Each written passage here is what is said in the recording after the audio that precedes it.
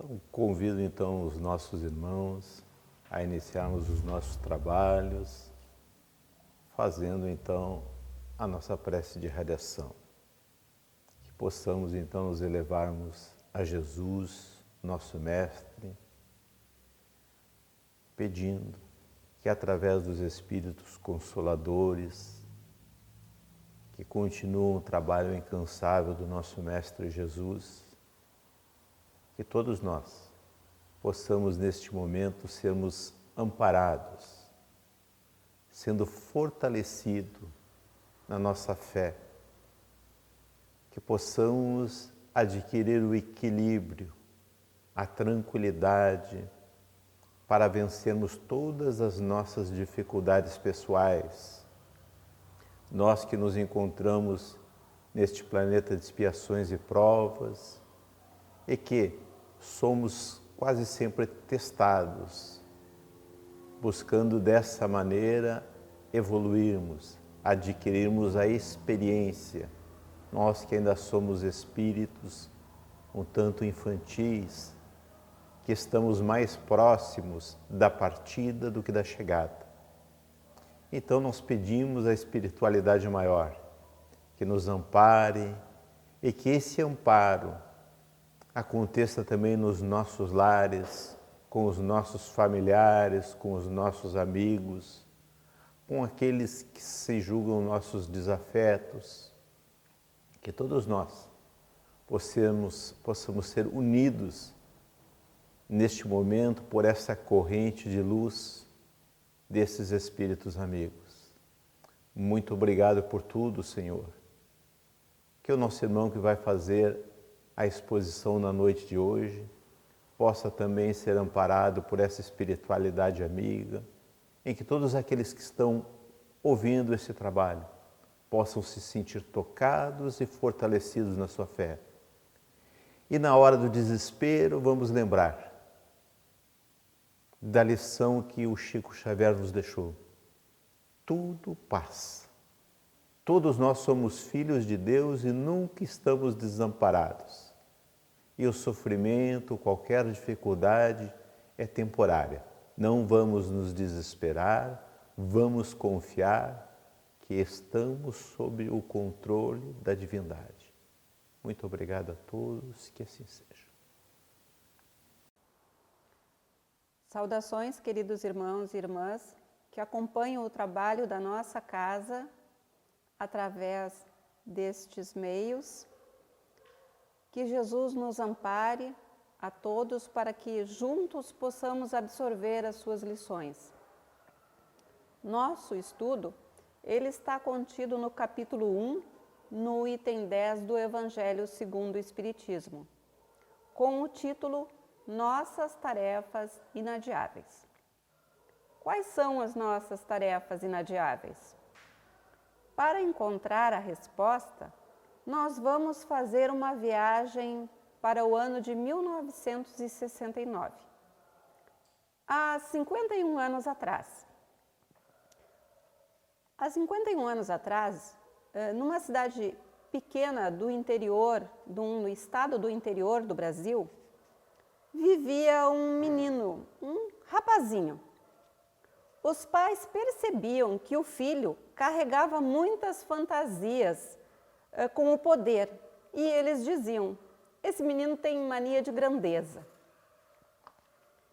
Em 20 de julho de 1969, toda a humanidade se encontrava extasiada com o episódio de uma grande conquista científica.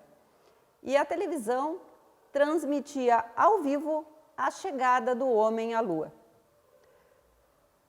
No meio dos milhões de telespectadores que acompanhavam a transmissão, estava o nosso pequeno jovem.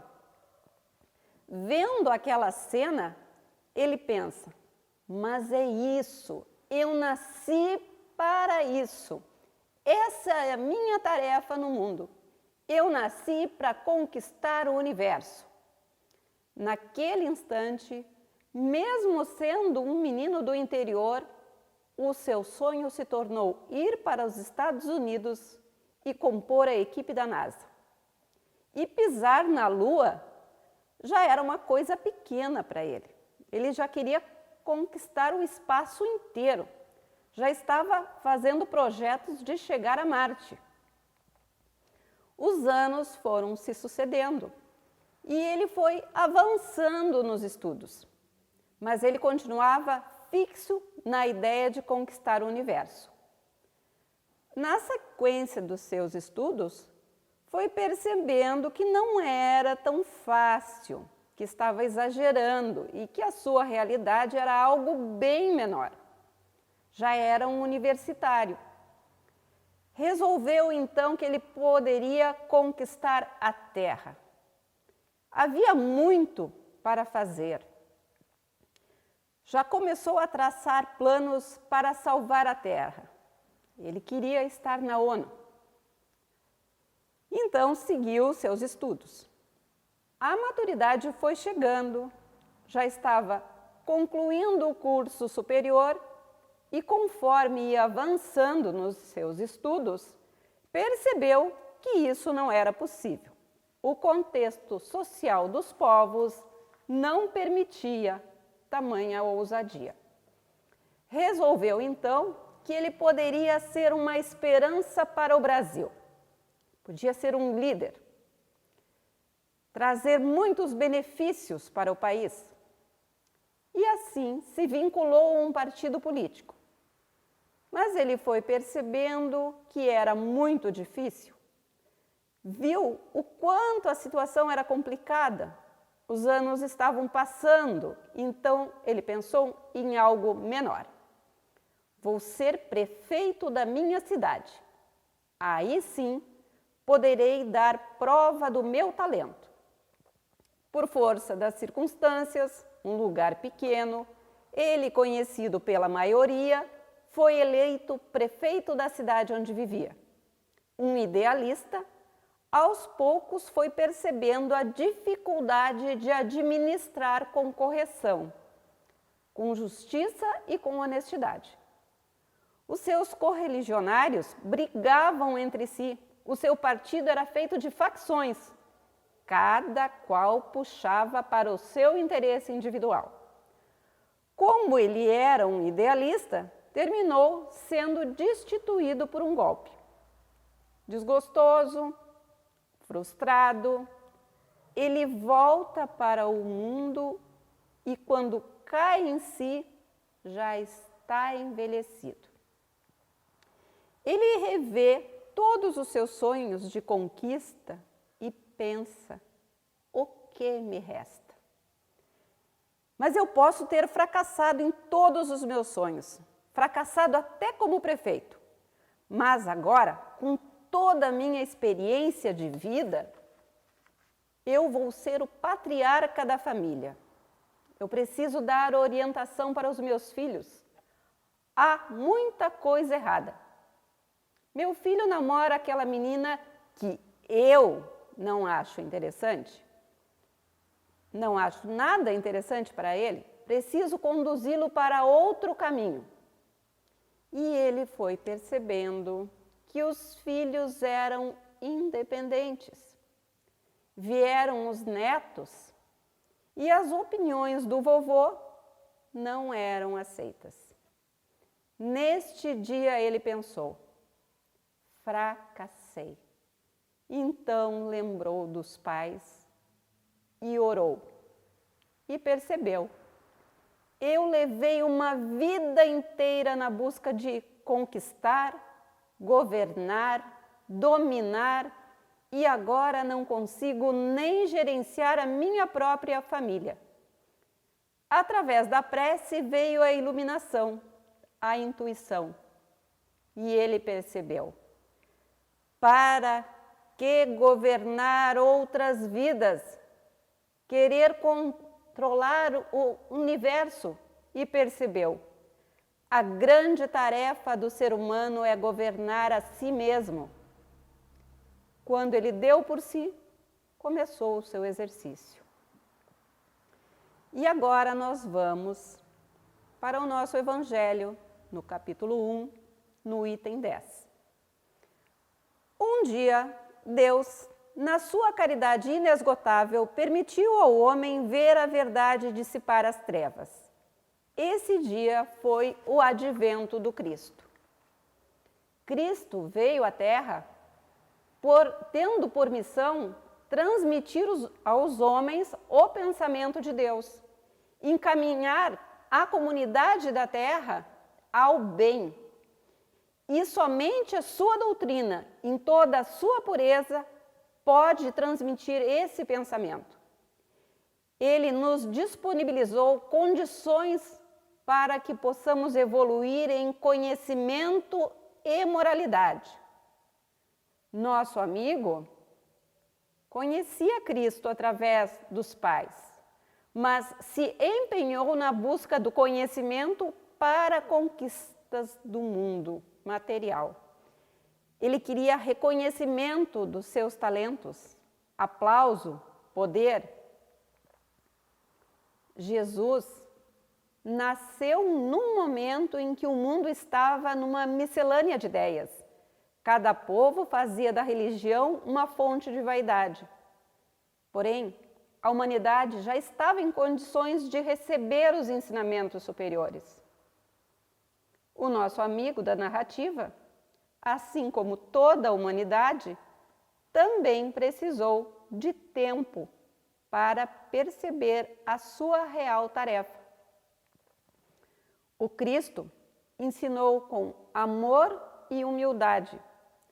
Seus ensinamentos não têm nenhuma fórmula complicada.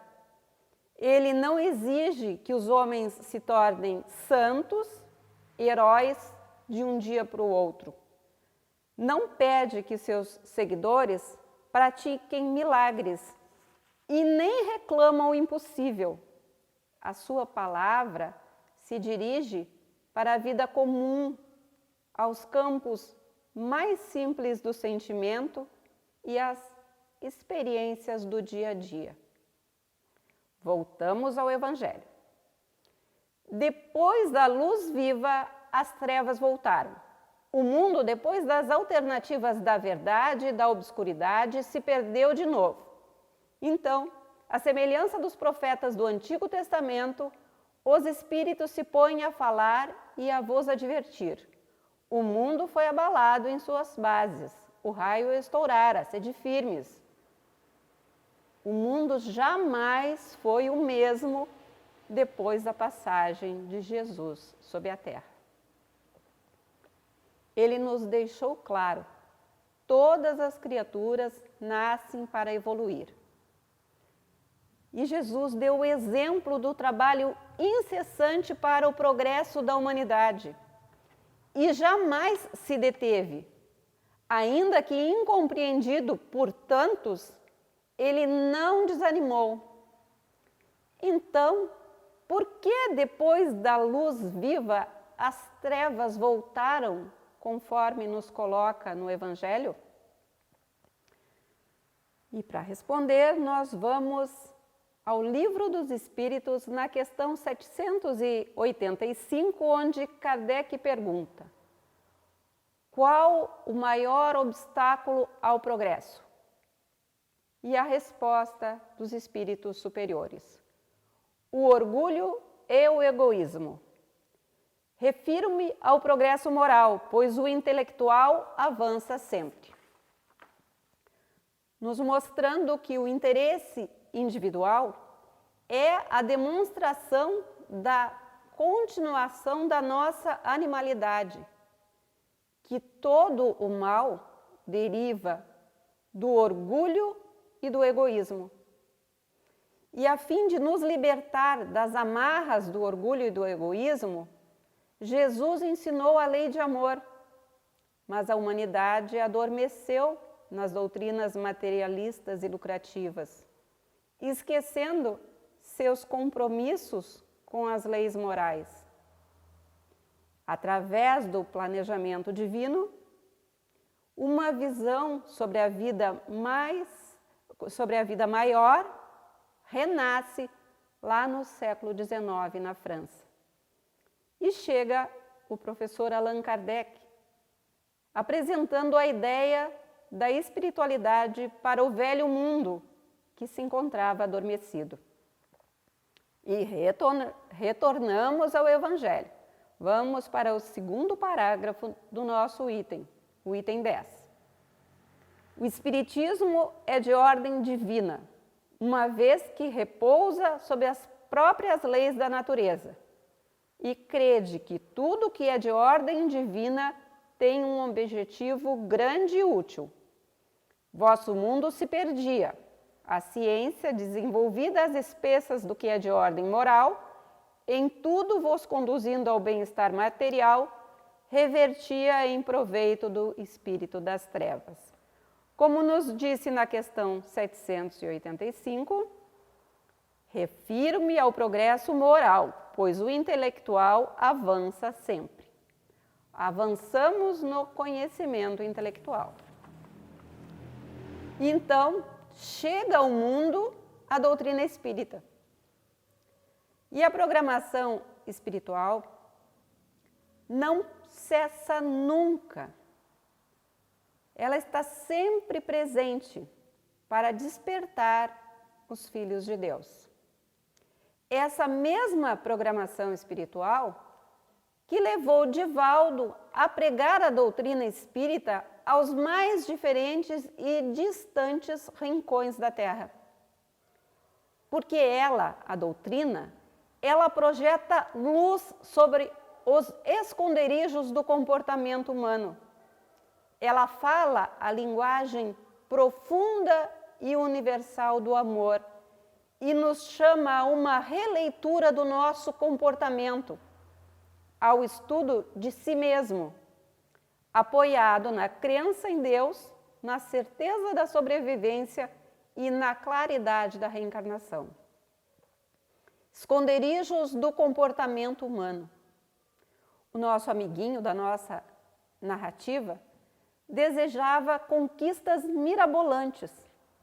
O que ele precisava trabalhar na sua individualidade, que estava escondido através destes sonhos de conquista? A releitura do nosso comportamento. Questionar sempre os nossos desejos, se realmente estão de acordo com a nossa realidade de espíritos eternos que somos. O nosso amigo da narrativa, ele já tinha ideais de justiça, de colaboração, de honestidade, mas ele tinha muitos pontos ainda a serem trabalhados. Jesus não desiste de nós. Continua nos enviando luz na escuridão, para que então consigamos visualizar as nossas tarefas inadiáveis. Ele não se impõe nunca, continua perto, nos aguardando. Não nos pede outra coisa que não seja a nossa felicidade. Mas a grande maioria das pessoas considera que somente quando tudo vai bem na vida, quando tudo são sorrisos e alegrias, festa, dinheiro e nenhum aborrecimento, somente aí pode-se dizer então que a vida é boa. O que acontece na realidade é que a vida no mundo físico, ela é feita de alegrias e tristezas. É compreensível que as mais variadas situações nos surpreendam, nos sacudam a intimidade e nos façam chorar muitas vezes. A presença do sofrimento, com suas garras aflitivas, ainda é o caminho de domar as nossas más inclinações, de nos despertar para o aprimoramento interior. E o homem, ele é o mesmo em todo lugar. E a dor tem as mesmas características nas mais variadas regiões da Terra. Seja naquela cidadezinha humilde ou naquela metrópole muito barulhenta. Vamos a mais um trechinho do Evangelho. O reino do Cristo, após 18 séculos, e malgrado o sangue de tantos mártires, ainda não chegou. Cristãos, tornai ao Mestre que quer vos salvar. Tudo é fácil àquele que crê e que ama. O amor enche-o de uma alegria inefável. Sim, meus filhos, o mundo está abalado. Os bons espíritos vô-lo dizem sempre: curvai-vos sob o sopro precursor da tempestade, a fim de não serdes derrubados. Quer dizer, preparai-vos e não vos assemelheis às virgens estouvadas que foram apanhadas de surpresa à chegada do esposo. Vamos trazer para a nossa realidade atual. Quanto avançamos? Tudo na nossa volta mostra a ânsia por transformação. Saímos das ocas para casas confortáveis, condomínios repletos de áreas de lazer. As informações hoje viajam com uma velocidade inacreditável, basta um aparelhinho na mão. Já na área da vivência moral, ainda nos encontramos primitivos, basta observar. Agressões à natureza, o problema do lixo, a poluição das águas, o desmatamento por pura ambição, a política do levar vantagem a qualquer preço, em qualquer situação. A ética saudável, ela foi devorada pela ambição e a ganância de uns vem escravizando outros. Países ameaçados pela miséria irrecuperável, enquanto outros navegam nos desperdícios e nas extravagâncias. As criaturas enlouquecem no gozo das festividades coletivas e caminham pela vida infelizes, tentando parecer que são felizes. Riem, gargalham, fazem ruídos e algazarras, tudo para abafar a voz da própria consciência. Está aí, encontramos as redes sociais lotadas de mundo de faz de conta. O mundo espiritual superior, ele não está subordinado às nossas vontades. Podemos criar teorias e mais teorias para justificar tudo, mas não vai resolver. A lei de Deus está gravada na nossa consciência. O amor que se exterioriza de Deus nos trouxe o Cristo, com sua lei de amor. Nos trouxe a doutrina espírita para reavivar essa lei de amor, nos demonstrando que somos filhos de Deus, criados em igualdade de condições. E ainda assim, não despertamos. O reino do Cristo, malgrado o sangue de tantos mártires, ainda não chegou. Os espíritos superiores, eles trabalham em nome da lei de amor para que, através das disciplinas morais e sociais, possamos aprender. E, de repente, tudo para. Ficamos todos em situação de igualdade. E o tal vírus que vem apavorando a humanidade não pergunta se é rico ou pobre, forte ou fraco, bonito ou feio, poderoso ou não. E o texto do Evangelho se torna muito atual. Sim, meus filhos, o mundo está abalado. E o mundo realmente está abalado. Não vos assemelheis às virgens estouvadas que foram apanhadas de surpresa à chegada do esposo. Quantos estavam acomodados aos prazeres passageiros e ainda justificando, desde que o mundo é mundo sempre foi assim? Chegou o momento de acordar para novos valores. Quando o aluno está pronto, o professor sempre aparece. cristãos, tornai ao Mestre que quer vos salvar, nos diz o Evangelho. Todos estamos comprometidos com a renovação de nós próprios e do mundo ao nosso redor. Nossas tarefas inadiáveis. Vamos então à pergunta 917 do Livro dos Espíritos. Qual o meio de destruir o egoísmo?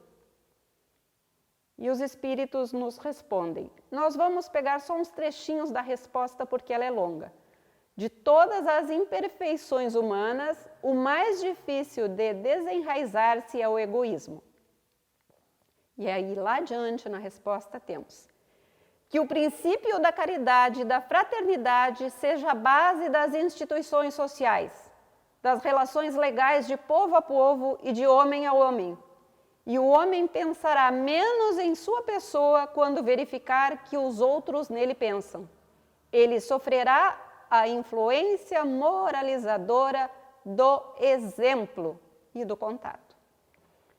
Vamos aproveitar o momento que estamos vivendo para interrogar nossa consciência quanto à utilidade que estamos dando ao tempo, à saúde, à oportunidade de fazer o bem quando ela se apresenta, as oportunidades da boa convivência. Vamos interrogar a nossa consciência. Tudo caminha, tudo evolui.